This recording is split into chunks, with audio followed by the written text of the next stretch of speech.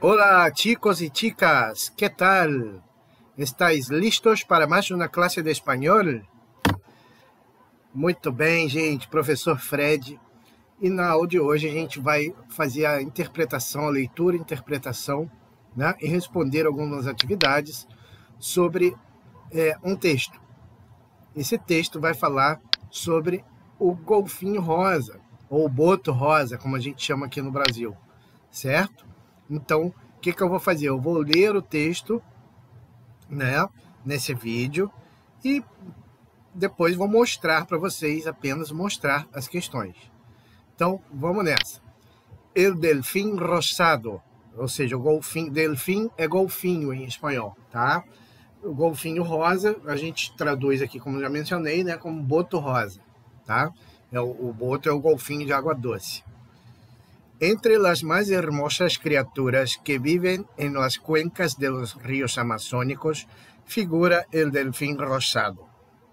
Então, entre as criaturas mais bonitas, mais formosas que vivem nas bacias, né, cuencas e bacias dos rios amazônicos, está o delfim, o boto rosa. Se le encuentra en Perú, Brasil, Bolivia, Venezuela y Colombia. El color rosado de su piel es propio de los adultos, enquanto que los jóvenes tienen el dorso gris negruzco e el vientre mais claro. Então, eles são rosas, os adultos, né? E os mais jovens têm a pele, o dorso, as costas, né, escuras, um cinza enegrecido, tá? E o vientre mais claro, a barriga mais clara. Es una de las 5 especies de delfines de agua dulce. Suele medir 2,5 metros de largo y pesa entre 120 kilos y 200 kilos. Tiene cabeza prominente e ojos pequenos.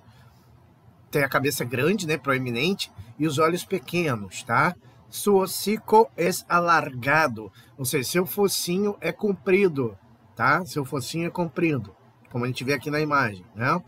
E provisto de uma dentadura heterodonta. E tem uma dentadura heterodôntica, ou seja, com dentes diferentes, ó. Tiene incisivos e molares, entre 48 e 68 dientes. A diferença do delfim marino, então, a diferente do golfinho marinho, né? Está comparando o golfinho de água doce com o marinho, né? Que tem dentadura homodonta, ou seja, os dentes do mesmo tipo, tá? Enquanto o boto rosa tem dentes incisivos e molares. Se alimenta de peces e cangrejos. Se alimenta de peixes e caranguejos. La gran flexibilidad de su cuerpo le permite maniobrar entre los obstáculos que abundan en la selva inundada. Tá? Então ele tem uma flexibilidade muito boa, por causa da formação das vértebras dele, tá? Ele pode se mover melhor, a gente vai ver que ele pode virar a cabeça mais do que os outros golfinhos, que os golfinhos marinhos, tá?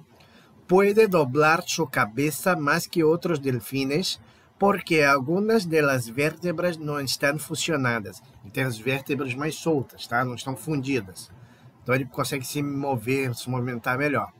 Respira fora del agua. Ele não respira na água, ele não é um peixe, tá? Ele respira ar, né? Atmosférico.